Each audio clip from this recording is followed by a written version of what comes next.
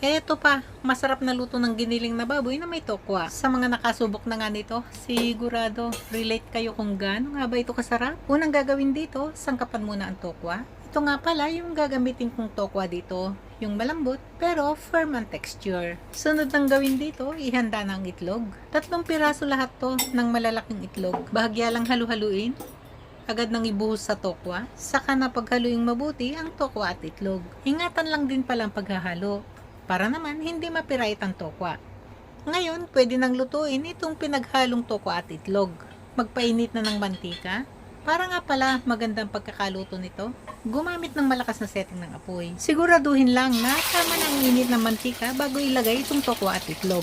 Huwag din ito agad haluin at hayaang maluto ng mga nasa 1 minuto. Pampalasa, budburan ng konting asin, budburan din ng konting paminta. Matapos ngang lutuin ng 1 minuto na walang halo, pwede nang haluin, baliktarin, ganun din na huwag ito agad haluin, hanggang sa pantay-pantay na nga pagkakaluto ng lahat ng parte nito. Pagka kasi hinalo-halo agad, medyo durog at hindi maganda ang kulay ng pagkakaluto nito. Nasa mga 3 minuto pala ang cooking time nitong tokwa at itlog. Pagka ganyan na yung itsura ng pagkakaluto nito, hanguin saka na itabi. Sunod nito, pwede na maggisa. Gamit pa rin yung kaparehas na pinaglutuan. Pagka nga tama na ang init na lutuan, ilagay na ang giniling na baboy. Saka na ito halu-haluin, igisa-gisa ng mga nasa 2 minuto. O kaya naman ay hanggang sa makita na nagmamantika na ito.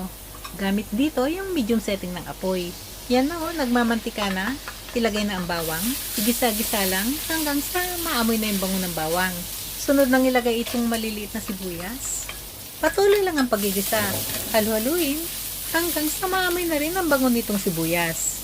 Ngayon, pwede nang ilagay ang kamatis. Masarap dito yung maraming kamatis. 2 tasa lahat po. Timplahan na ng patis. Takpan, saka na itulutuin ng 5 minuto. O kaya naman ay hanggang sa mapalambot na ang mga kamatis. Gamit dito yung pinakamahinang setting ng apoy.